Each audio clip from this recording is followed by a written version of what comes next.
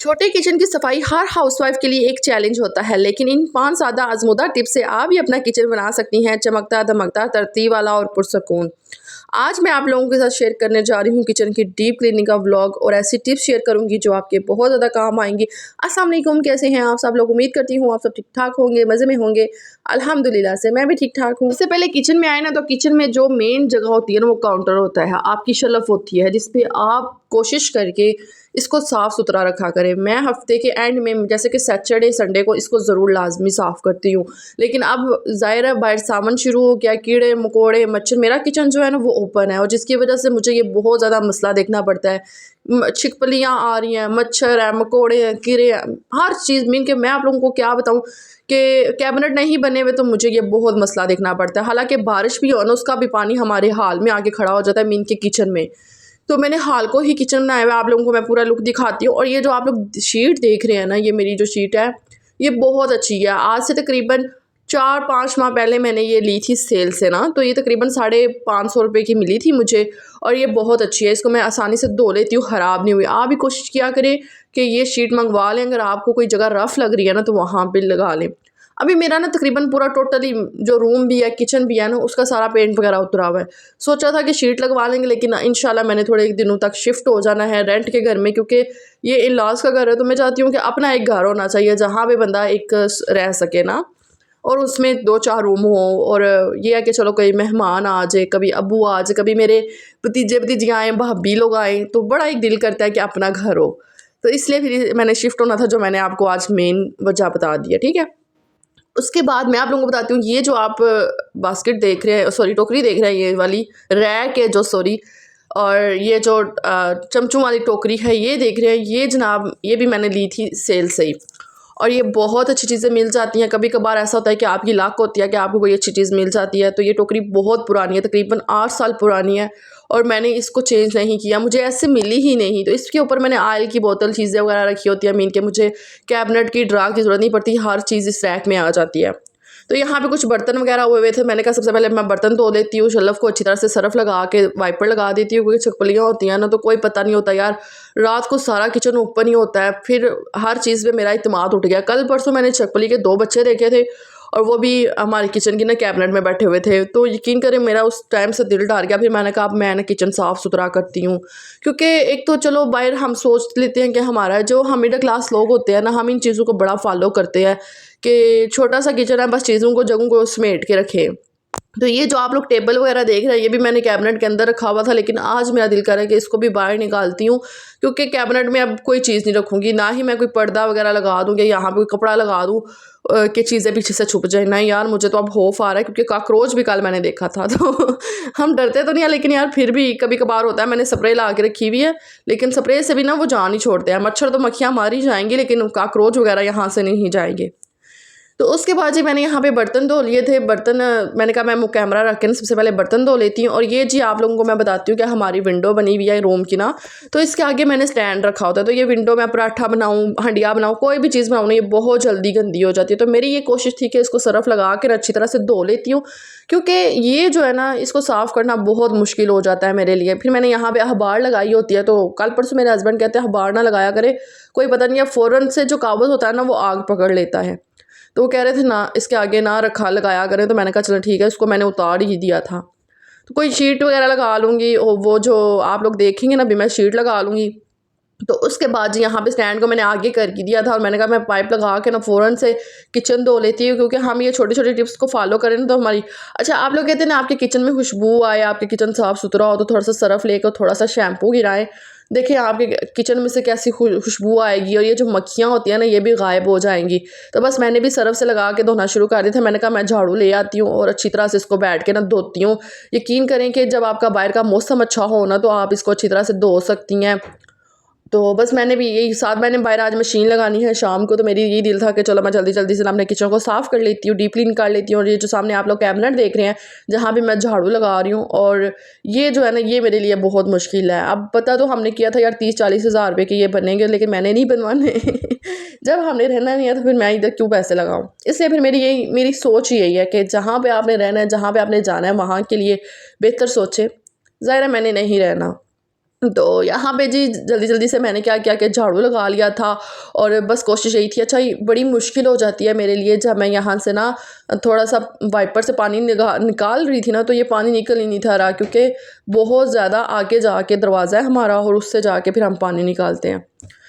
तो बस जी साथ साथ ये रूटीन थी। और आप लोग बताएं, आप लोग मेरी वीडियो कहाँ से देख रहे हैं, आप लोगों को मेरी वीडियो कैसी लगती है, क्योंकि मैं बड़ी कोशिश करती हूँ। आज हो सकता है व्लॉग थोड़ा सा लेट हो जाए, क्योंकि आगे मैं 11 बजे अपलोड करती हूँ, हो सकता है ये व्लॉग आपको 2 या 3 बजे मिले, क्योंकि यार काम करके ना बंदा बहुत ज़्यादा थक जाता है, जाहिर है।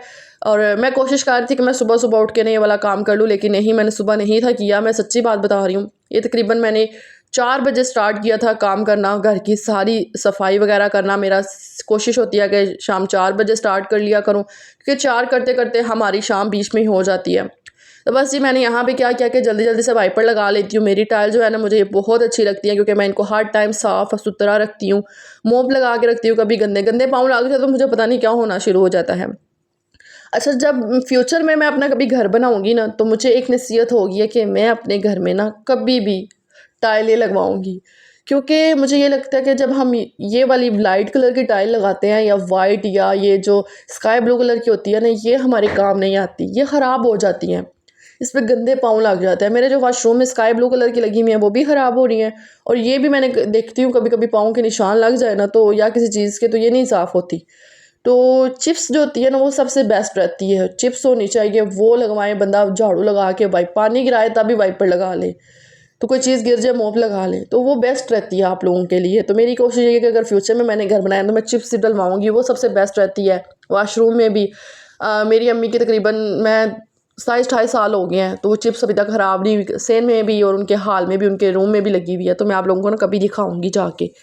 तो यहाँ पे बस मैंने झाड़ू लगा लिया था। मैंने कहा मैं जल्दी जल्दी से झाड़ू लगाती हूँ। जो बर्तन धो के रखे होते हैं, अच्छा मेरे पास वो बड़ी टोकरी नहीं है जिसमें बर्तन रखते हैं, तो वो भी इंशाल्लाह ले आऊँगी, बर्तन धो के बंदा उसमें रख लिया करे। तो मैंने ना इसमें परात में रख लिए हुए थे। तो ये था जी आज की छोटी सी वीडियो, जो क्लीनिंग की वीडियो मैं आप लोगों के साथ शेयर कर रही हूँ, क्योंकि हम लोगों को लगता है कि हाउस वाइफ जो होती है ना, वो अपने काम को अगर एक नियत कर लें, हम कुछ भी कर सकती हैं। कोशिश करें, अगर आपकी वीडियो, ये वाली वीडियो देख के अगर आपके अंदर थोड़ी सी मोटिवेशन पैदा होती है, तो आप भी शुरू हो जाए अपने किचन को साफ़ सुथरा करें, क्योंकि आपको क्या पता कि यार ये मौसम ऐसा चल रहा है कि कीड़े मकोड़े आपके किचन में कितने आए होंगे। हम डेली साफ़ करें, डेली बेसिस पे भी साफ़ करें ना। अगर आप अपने रैक आगे पीछे करेंगे ना, तो आपको यकीनन कोई छिपकली, कोई इस तरह की चीज़ नज़र आ सकती है। तो मैंने क्या किया कि ये जो आप मार्बल वाला स्टैंड देखेंगे ना मेरा चूल्हे वाला, तो ये ना मैंने बनवाया था। अभी काफ़ी सारे सिस्टर पूछेंगी, ये कूलर का स्टैंड हुआ करता था, तो मैंने ना इसके ऊपर मार्बल लगवा ली थी। और न्यू सब्सक्राइबर आते हैं, ज़ाहिर उन्होंने हमें न्यू ज्वाइन किया होता है, तो वो भी फिर एक एक बात पूछते हैं। तो यहाँ पे ना जो शीट पड़ी हुई थी वो मैंने धो के बाहर फैलाई हुई थी, तो मुझे कोई पता नहीं चला कि ये कब किसी ने उठा के अंदर रख दी हुई थी अलमारी में। तो वो जब मैंने देखा ना, तो वो सारी इसके ऊपर सिलवटें वगैरह पड़ी हुई थी। तो मैंने ना चूल्हा उठा के इसके ऊपर रख दिया, क्योंकि मुझे इसके ऊपर बनानी होती है रोटी, तो फिर मुझे इसको साफ़ करना पड़ता है। अगर तो मैं इसको मार्बल के ऊपर ही रहने दूँ ना, फिर मुझे दिल में भी शक रहता है कि पता नहीं साफ़ है या नहीं साफ़, इसलिए फिर मैंने इसके ऊपर शीट डाल दी है। और वैसे भी जो चूल्हा होता है ना, वो फिर तिलकता नहीं, आगे पीछे नहीं होता, और ये जो बेलना होता है वो भी, वरना मार्बल के ऊपर बेलना रखा हो ना, तो बेलना पता नहीं कहाँ पे कहाँ जा रहा होता है। हमें एक ना दिल से सुकून सा मिल रहा होता है जब आपका किचन साफ़ सुथरा हो जाता है और टेंशन नहीं हो रही होती ना। मुझे डेली यही ख्याल आता था कि आज मैं अपने किचन की डीप क्लीनिंग करती हूँ, आज करती हूँ। लेकिन जब से ये बारिशें स्टार्ट हुई हुई हैं ना, इन्होंने मुझे मजबूर ही कर दिया कि उठो आज सफाई करते हैं। हर हफ्ते के एंड पे तो करती हूँ, लेकिन जिस तरह से सही डीप क्लीनिंग होती है ना, वो तो मैं फिर करती हूँ जब मुझे बारिश आई या ज़्यादा मेरे दिल में बेचैनी सी हो ना। तो वही मैं आप लोगों को बता रही हूँ ना, हम हाउस वाइफ चाहें कुछ भी कर सकती हैं, अपने लिए टाइम निकाल सकती हैं। गर्मी है कोई मसला नहीं यार, ऊपर पंखा लगा ले, किचन में पंखा नहीं है कोई नहीं, है आपको नहीं पता है कि आप जब अपना घर साफ़ सुथरा करती हैं आपको अक्लमंद बोला जाता है। हमने किसी से अवार्ड नहीं लेना, लेकिन इससे एक औरत पता चलता है कि साफ़ सुथरी है।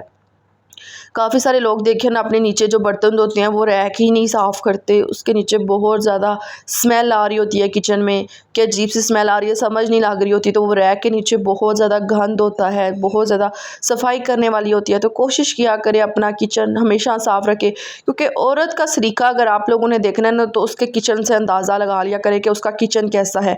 अगर वो छोटा सा किचन भी झुग्गी में भी रह लेगी ना, झुग्गी में भी, तो फिर भी पता चलेगा कि यार वो औरत अक्लमंद है। क्योंकि औरत हर चीज़ गुजारा कर लेती है, अच्छे कपड़ों से, अच्छे जूतों से, लेकिन उसका अगर आपने किचन देखना है ना तो आप समझ लें कि ये सलीकामंद औरत है।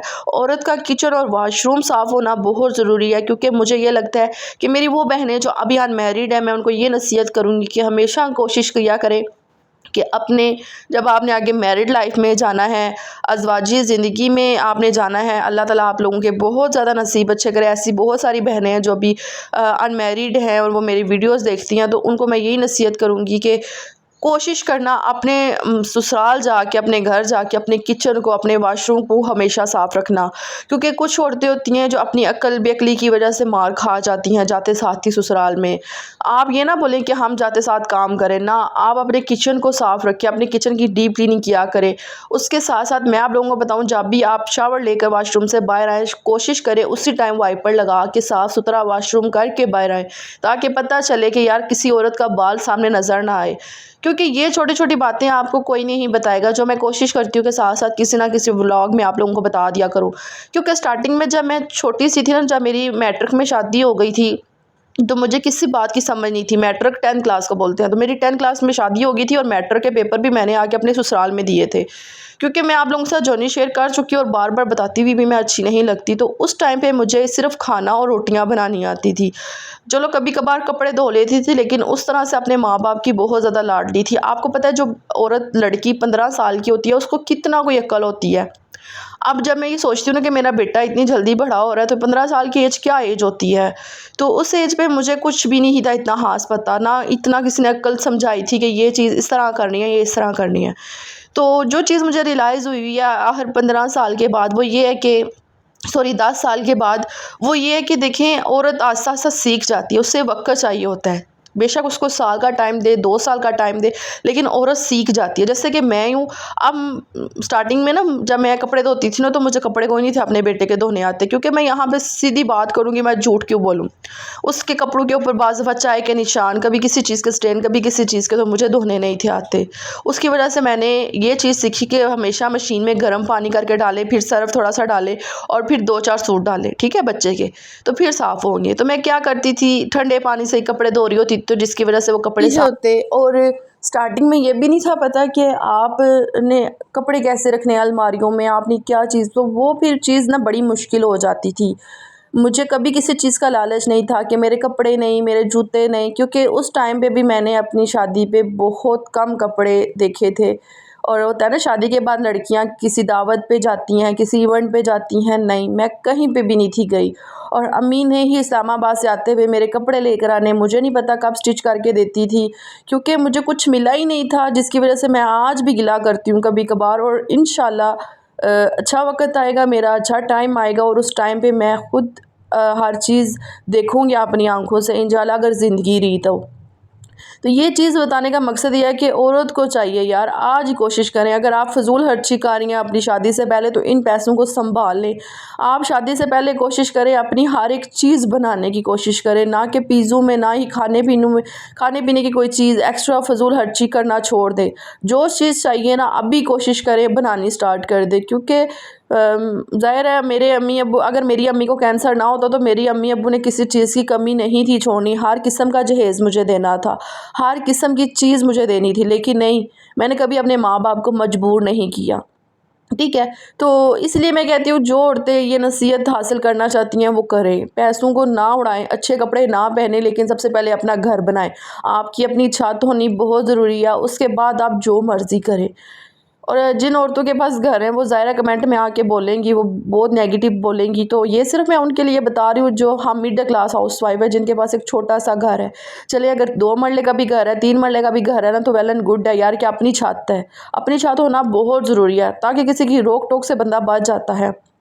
मैंने बातें तो आप लोगों के साथ बहुत ज़्यादा कर ली है, साथ साथ मैं आप लोगों के साथ बताती हूँ कि ये जो टोकरी आप लोग देख रहे हैं प्याजू वाली, ये सबसे पहले मैंने धोई थी, उसके बाद बाल्टी मैंने धो दी है। यहाँ पे मौसम बड़ा ज़बरदस्त हो रहा था, लेकिन यही फिर दिल में डर खौफ होता है ना कि बारिश ना आ जाए, तो बस यहाँ पे मैं मशीन लगाती हूँ, मोबाइल को मैं चार्जिंग लगा के आती हूँ, क्योंकि जब हम मोबाइल साथ साथ रख रहे होते हैं ना, फिर काम बहुत ज़्यादा मुश्किल हो जाता है।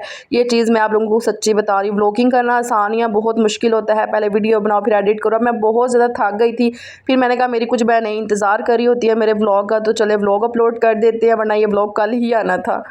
तो यहाँ पे जी देखिए अल्हम्दुलिल्लाह से मैंने सारे घर के कपड़े धो लिए थे, बेडशीटें भी धो ली थी, पुरसकून सा माहौल हो गया था। मुझे दुआओं में याद रखिएगा। ओके जी, खुदा हाफिज़।